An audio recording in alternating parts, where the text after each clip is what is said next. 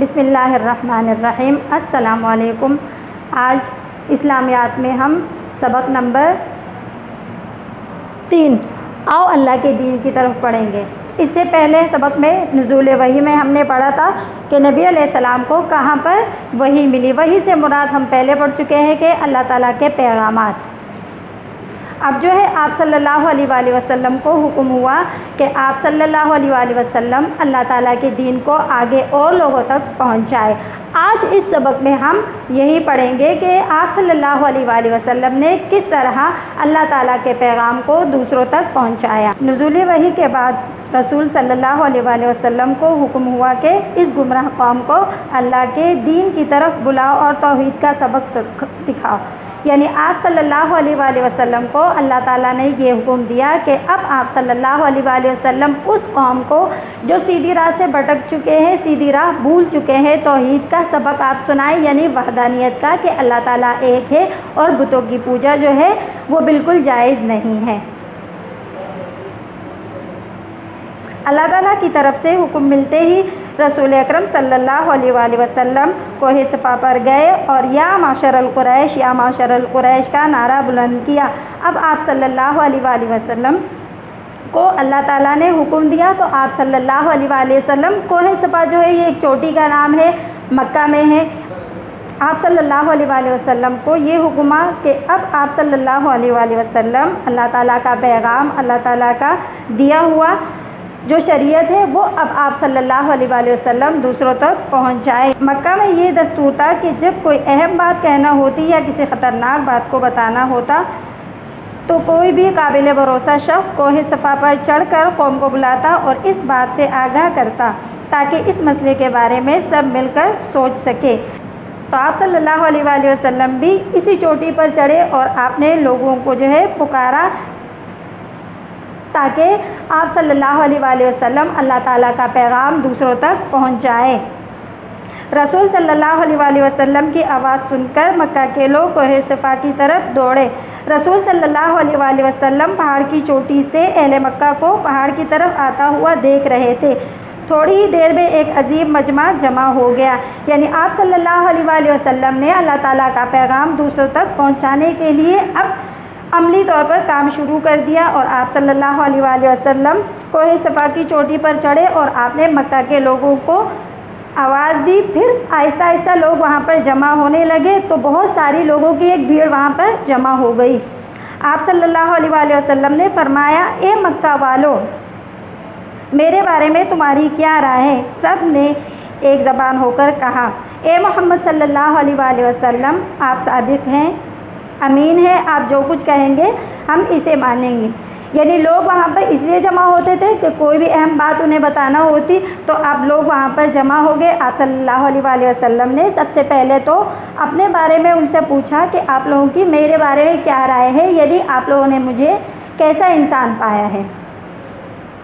ان سب نے کہا کہ ہم نے آپ کو ہمیشہ صادق اور امین پایا ہے، یعنی آپ جو ہے ہمیشہ سچ بولتے ہیں اور امانت میں خیانت نہیں کرتے ہیں۔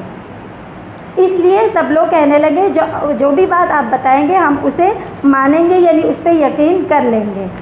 آن حضرت صلی اللہ علیہ وآلہ وسلم نے فرمایا، اگر میں یہ کہوں کہ اس پہاڑ کے پیچھے دشمن کھات لگائے بیٹھا ہے اور موقع پا کر تم پر حملہ کر دے گا تو کیا تم مان لو گے؟ یعنی آپ صلی اللہ علیہ وآلہ وسلم نے ان سے پوچھا کہ میں جو بھی بات کہوں گا آپ مانو گے؟ اس لیے آپ صلی اللہ علیہ وآلہ وسلم نے کہا کہ پہاڑ کے پیچھے جو ہے اگر کوئی دشمن بیٹھا ہوا ہے کھات لگائے اور تمہارے اوپر حملہ کر رہا ہے تو آپ صلی اللہ علیہ وآلہ وسلم نے تصدیق کے لیے ان سے یہ بات کہی۔ سب نے پھر ایک زبان ہو کر کہا، ہم ضرور مانیں گے کیونکہ ہم نے آپ کو کبھی جھوٹ بولتے نہیں سنا۔ سب نے جو ہے آپ صلی اللہ علیہ وآلہ وسلم کی صداقت اور امانت کی پہلے سے ہی گواہی دے دی تھی، اب بھی انہوں نے کہا کہ ہم آپ کی بات مانیں گے۔ رسول صلی اللہ علیہ وآلہ وسلم نے فرمایا، تو پھر میری بات غور سے سنو، اللہ ایک ہے، اس کا کوئی شریک نہیں ہے، تم لوگ بے جان بتوں کی پوجا چھوڑ دو، کہیں ایسا نہ ہو کہ تم اللہ کے عذاب کی گرفت میں آ جاؤ۔ اب آپ صلی اللہ علیہ وآلہ وسلم نے وہ پیغام لوگوں کو دیا جو اللہ تعالیٰ آپ صلی اللہ علیہ وآلہ وسلم کے ذریعے انسانیت کو دینا چاہتے تھے۔ اس لیے آپ صلی اللہ علیہ وآلہ وسلم نے ان سے کہا کہ اللہ تعالیٰ ایک ہے، کیونکہ عرب کے لوگ بتوں کی پوجا کرتے تھے۔ جیسا کہ آپ کو پتہ ہے بچوں کے 360 بت خانہ کعبہ میں رکھے ہوئے تھے، اس لیے آپ صلی اللہ علیہ وآلہ وسلم نے ان سے کہا کہ بت جو ہے ان کی پوجا چھوڑ دو، کہیں ایسا نہ ہو کہ تم پر اللہ تعالیٰ ناراض ہو کر اپنا عذاب بھیج دے، جس طرح پچھلی قوموں پر اللہ تعالیٰ اپنا عذاب بھیج چکا ہے۔ یہ سن کر مجمع پر ایک سناٹا چھا گیا۔ وہ حیرت زدہ ہو کر رسول صلی اللہ علیہ وآلہ وسلم کی طرف دیکھنے لگے کہ ہمارے ہی معاشرے کا ایک آدمی ہمیں ہمارے باپ دادا کے مذہب سے الگ کرنا چاہتا ہے۔ پھر انہوں نے کہا، اے محمد صلی اللہ علیہ وآلہ وسلم، آپ بہت اچھے آدمی ہیں، امین اور صادق بھی ہیں، کبھی بھی جھوٹ نہیں بولتے، لیکن ہم یہ بات ہرگز نہیں مانیں گے کہ اپنی بتوں کو چھوڑ کر تمہارے ایک ایسے خدا کو مان لے جسے ہم نے کبھی دیکھا ہی نہیں۔ عرب کے بتا اللہ تعالیٰ کی وحدانیت وہ بھول چکے تھے، کیونکہ وہ بتوں کو پوجا کرتے تھے، ان کے باپ دادا ان کے بڑے جو ہے وہ بتوں کو ہی پوجتے تھے، اس لیے وہ اللہ تعالیٰ کو ایک ماننے کو تیار ہی نہیں تھی۔ اس لیے انہوں نے آپ صلی اللہ علیہ وآلہ وسلم سے فرمایا کہ آپ تو ہمارے ہی قبیلے ہماری ہی قوم کے آدمی ہیں اور ہمیں ایک ایسے کام سے روک رہے ہیں جو ہم صدیوں سے کر رہے ہیں، کس طرح ہم آپ کی بات مان لیں کہ ہم ایک اللہ کو مانیں اور اپنی بتوں کو چھوڑ دیں۔